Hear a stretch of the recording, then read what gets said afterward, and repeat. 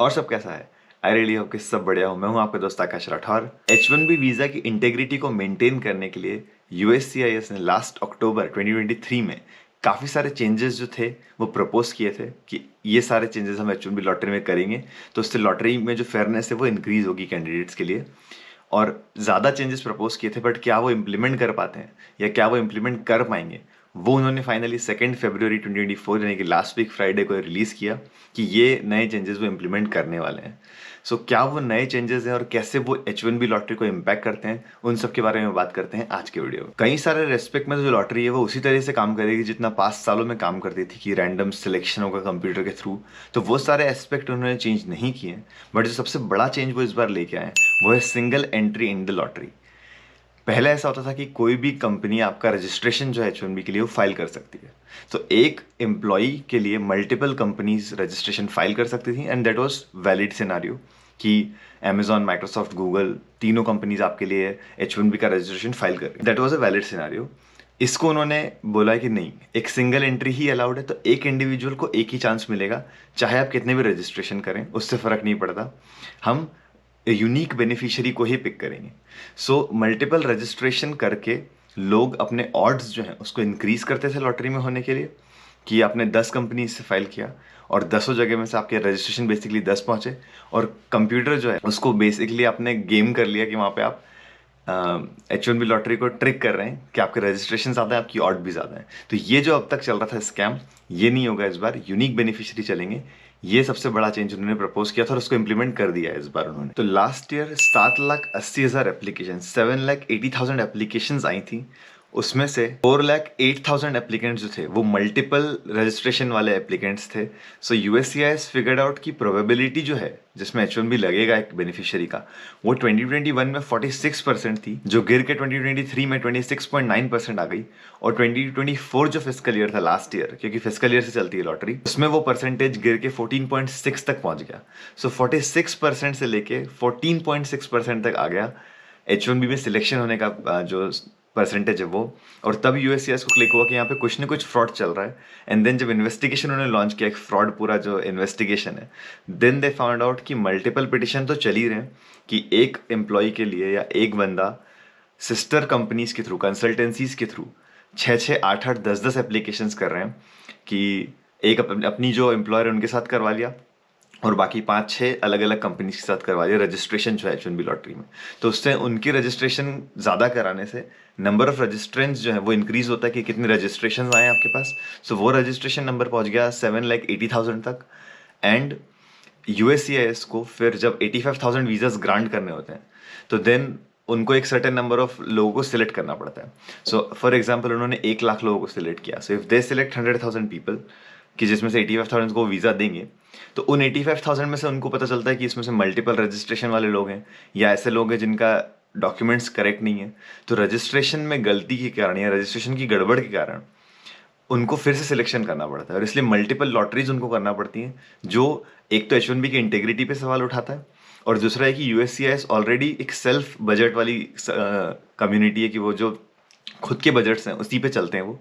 और अगर multiple lotteries करेंगे तो उनके एफर्ट ज़्यादा लगते हैं, सो उनको पैसे का भी नुकसान होता है। सो इन सभी चीज़ों को उन्होंने डिटेक्ट करते हुए ये जो सारे नए चेंजेस थे प्रपोज किए थे अक्टूबर में।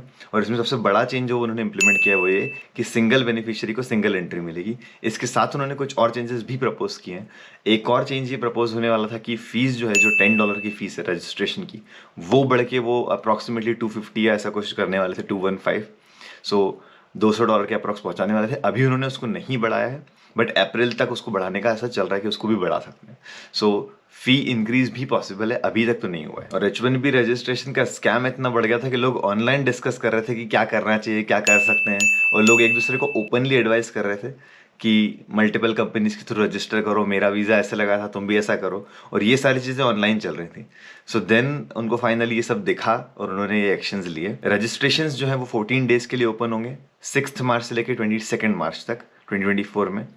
एंड फीस जो है अभी तो वो $10 ही है। नए रूल के तहत इफ टोटल नंबर ऑफ जो सिलेक्टेड कैंडिडेट्स, जो यूनिक कैंडिडेट्स हैं, वो H1B के जो कैप है 85,000 जो लोगों को H1B मिलता है उसको अगर फुलफिल नहीं कर पाते हैं, सो देन यूएससीआईएस एप्लीकेशंस को हमेशा के लिए क्लोज नहीं कर रही है। इस बार फर्स्ट राउंड के बाद वो एप्लीकेशंस को फिर से ओपन करेंगी, एम्प्लॉयर्स के को बोलेंगी कि आप फिर से फाइल कर सकते हैं अपने, अगर कोई और एम्प्लॉयज़ जिनको आप वीज़ा देना चाहते हैं तो उनको लिए फिर से रजिस्ट्रेशन फाइल करें।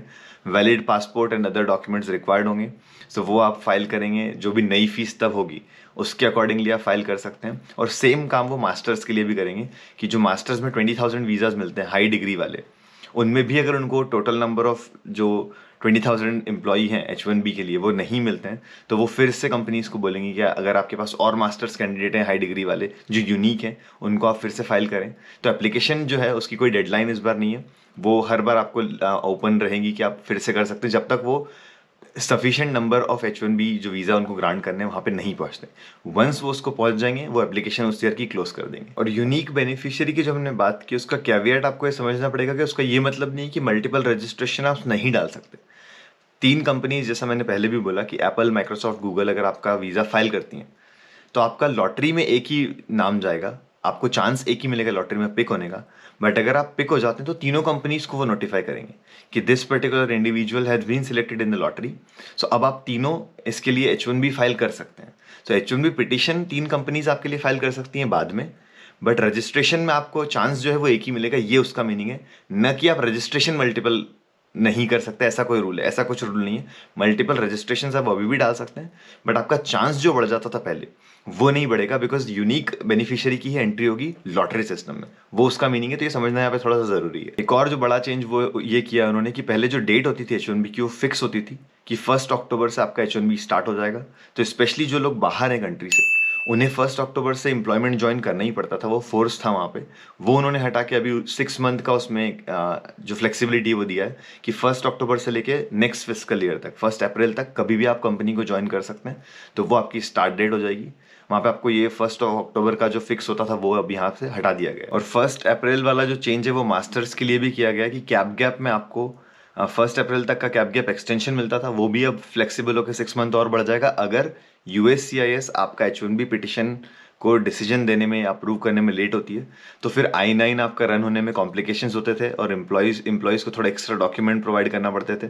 तो वो जो थोड़ा सा कॉम्प्लिकेटेड प्रोसेस था वो हटा के अब ऐसा हो गया कि कैप गैप जो एक्सटेंशन है वो भी आपको अप्रैल तक मिल जाएगा अगर यूएससीआईएस ने डिले किया आपका H1B प्रोसेस करने में। तो H1B का जो स्कैम हुआ है लास्ट ईयर तक के या उसके 1-2 साल पहले से जो हो रहा है उसने काफ़ी लोगों को परेशान किया और काफ़ी जो एप्लीकेंट्स थे वो परेशान हुए।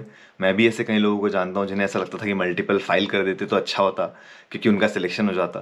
तो ओवरऑल जो H1B की इंटेग्रिटी थी उस पर काफ़ी क्वेश्चंस थे कि लॉटरी में अब जैसे चांस सिर्फ 14% बचा है, तो 8 लाख लोग अप्लाई कर रहे हैं और 85,000 को मिलना है, मल्टीपल रजिस्ट्रेशन हैं। सो ओवरऑल जो परेशानी थी लोगों की वो डेफिनेटली इससे हल होगी। सभी को इक्वल अपॉर्चुनिटी मिलेगी वापस से क्योंकि एक यूनिक बेनिफिशियरीज आएंगे।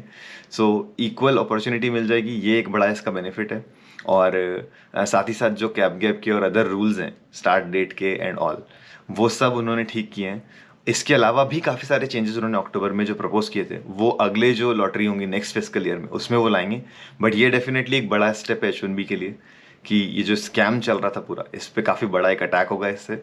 एंड रजिस्ट्रेशन के नाम पे कंपनीज जो हैं, जो कंसल्टिंग कंपनीज हैं इंडिया में, चाइना में या इवन यूएस में भी, वो काफ़ी सारा पैसा बनाती थी जो फाइल करने के लिए आप उनके एम्प्लॉय भी नहीं है बट आपका H1B फाइल करेंगी। और कंसल्टेंसीज काफ़ी पैसा जो कैंडिडेट है उससे ले लेती थी।